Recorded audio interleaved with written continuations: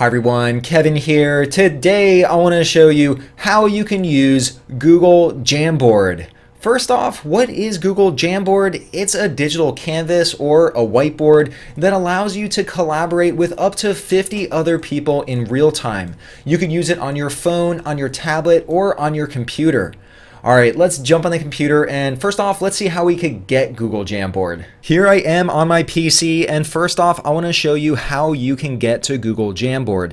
By far, the easiest way to get there is to simply head to the website google.com or any Google product, and up in the right-hand corner, you'll see the app launcher. Let's click on this. This shows us all of our different Google apps, and if we scroll down this list, you'll see an option for Jamboard. If this is something that you're going to be using often, you might want to have it show up higher on this list. Just like with any app, you can click on it and then drag it to a new position. Because I'm doing a tutorial of Jamboard today, I'm going to move it up to a very top position here in the list for easy access in the future. Next, let's click on Jamboard. Once I click on Jamboard, this shows us the second way that we can very easily get to Jamboard. Instead of clicking through the app launcher, you could simply go up into your browser and in the URL field, simply type in jamboard.google.com and that will also bring you to Jamboard. The third way you can launch Jamboard, let's say for instance you're in a Google Meet meeting and you want to collaborate with other people who you're meeting with.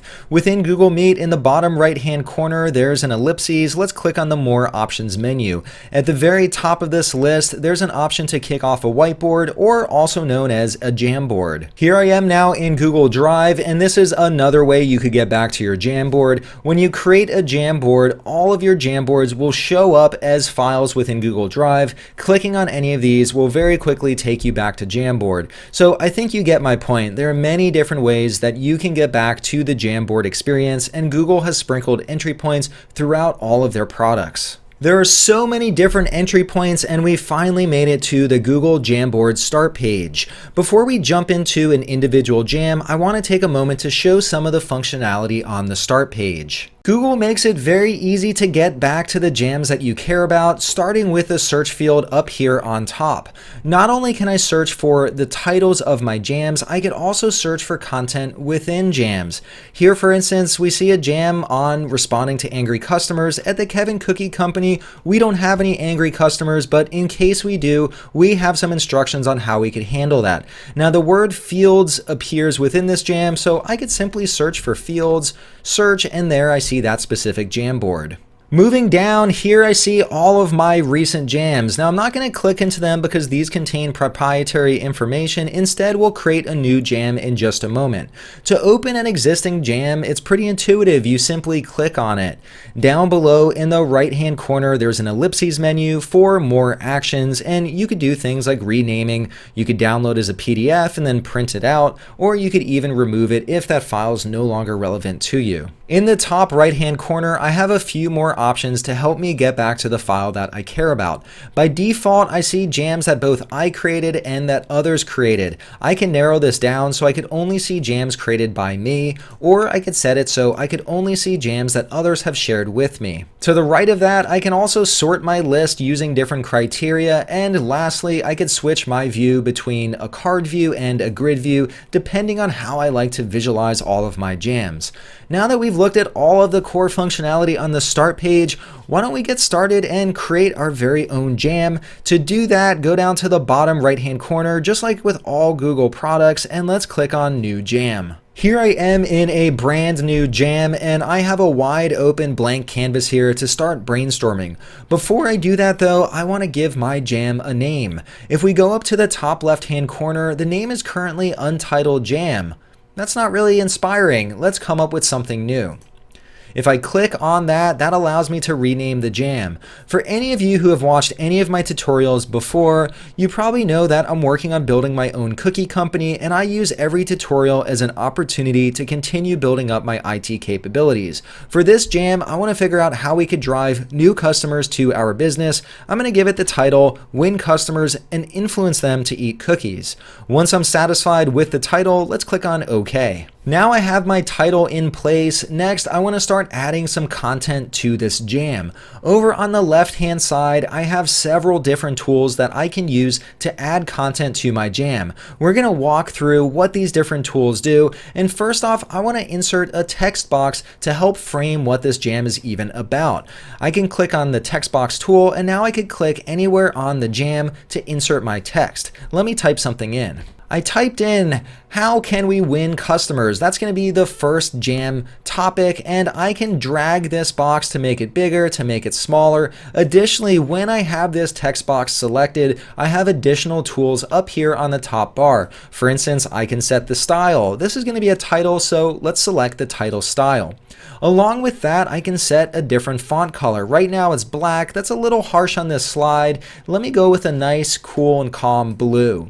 There it changes the font color, and here I can also align my text. I'm going to make sure that it's center aligned, and I'll position it right here at the top of my jam. We have our title, and next I want to show a few more things we can do with objects on our jam. When I have the title selected, here in the top left-hand corner, I can adjust the angle of the object. You can do this with any type of object, whether it's a photo, whether it's text, whether it's a post-it note.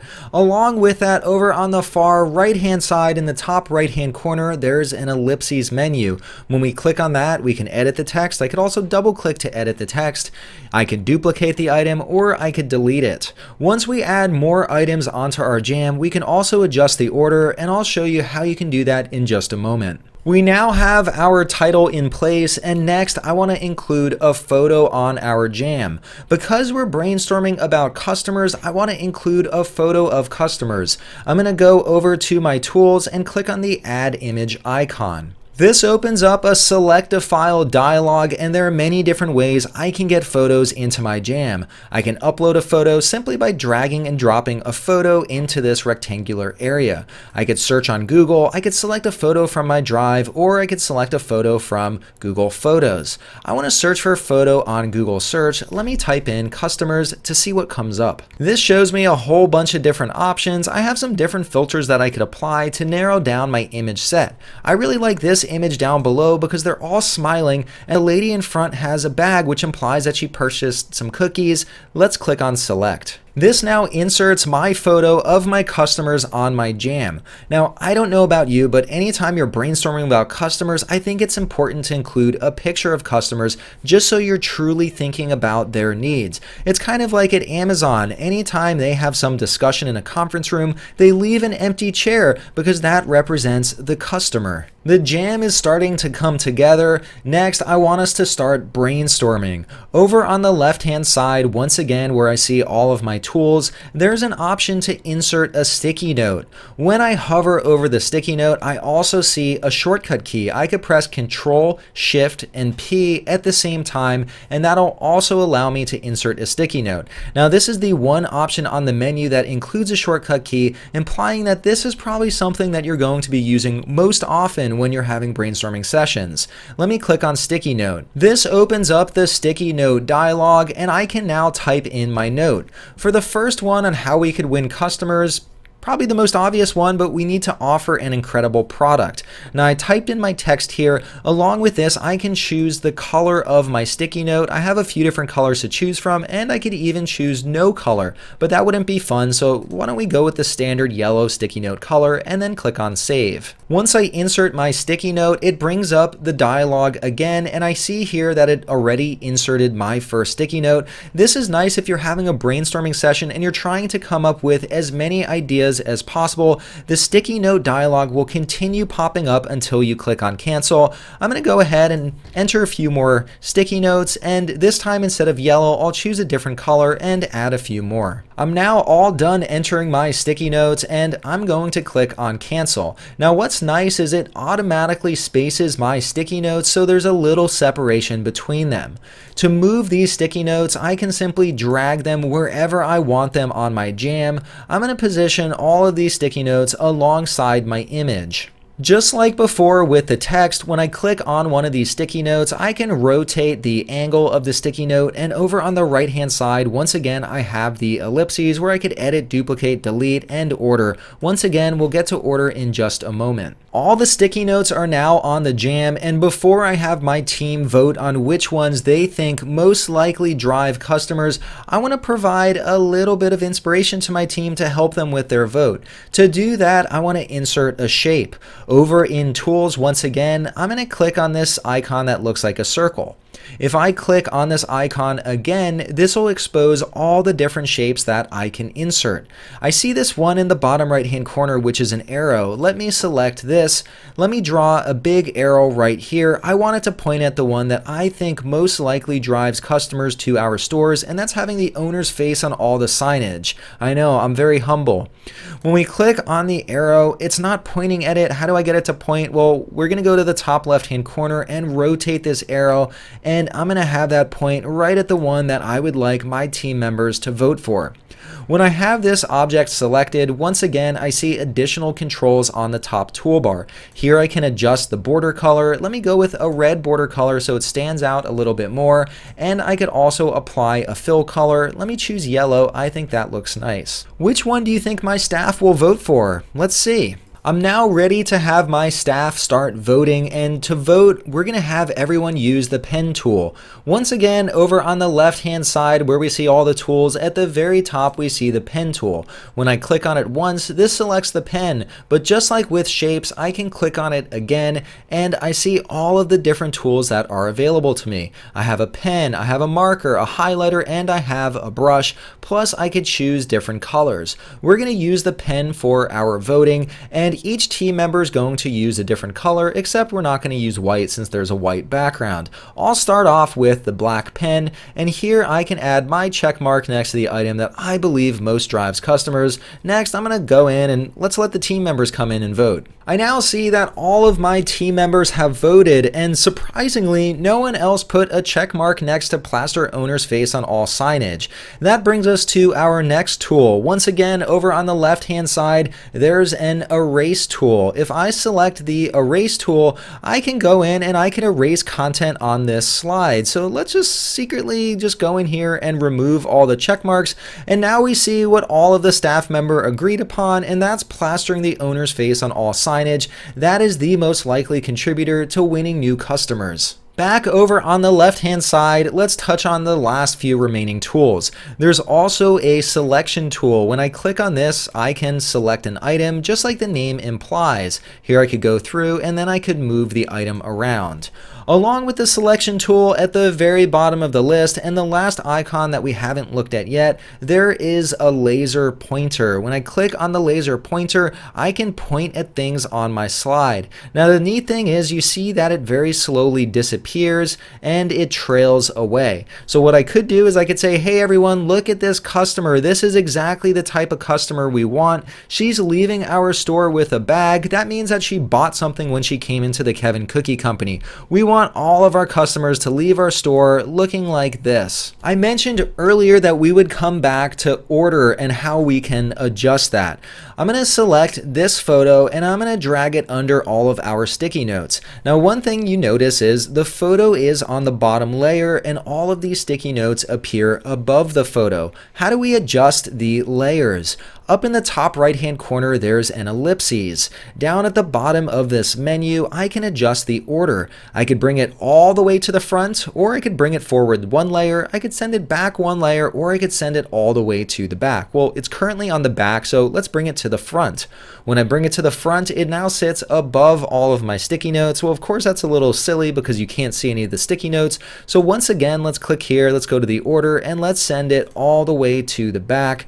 And that's how you can adjust the ordering. Along with adjusting the ordering, I can also change the background of my jam. Right now, it's kind of a boring white. Can we adjust that? Yes, we can. Up on the top toolbar, there's an option to change the background. And when I click on this, I have a few different options for backgrounds that I can apply. I could even set a dark background if that suits my fancy, but for now, I'm going to go with this nice line background. I think that looks good. I have my background in place, and one thing you might notice is the title is win customers and influence them to eat cookies. So far, we've only been talking about how you win customers, and I want to add an additional jam that'll help influence people to eat more cookies. To add another jam, I go up to the top bar here, and when I click on the next arrow, this will send me to a brand new jam. I can navigate back to the previous one or forward to the next one.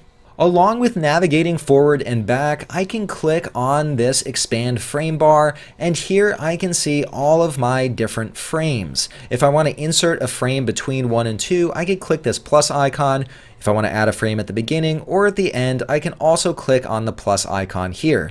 On the ellipses menu, I could both duplicate and then also delete a frame if that's what I want to do. On this jam now, let's start adding some content, and I'm just going to doodle around with my pen. And of course, this has nothing to do with influencing people to eat cookies, so I can undo that, and that will get rid of all of my annotations. Alternatively, if I want to get back to a blank canvas and I want to remove all of the content that I've added to this jam, I can go to the top and I can clear the frame, and that'll bring me right back to the start. We've done some fantastic work today, and I think we really brainstormed the reason why customers love us so much. Next, we might want to share this out with a broader audience. To do that, up in the top right hand corner, there's a more actions menu under the ellipses. There's always a lot of functionality hidden under the ellipses. We can download this as a PDF. This will export all of our frames that we pulled together, or I could save just this individual frame as an image, and that'll export it as a PNG, and then I can use that elsewhere. If I no longer want the frame, I could remove it, or if I thought the brainstorming was so valuable and I'd like to use this as a template in the future, I can make a copy of it. Lastly, a brainstorming wouldn't be a brainstorming session if it was just you. You likely want to bring other people in. Once again, in the top right hand corner, you can share this with others. This brings up the share control, and here I can type in people or groups to share this with.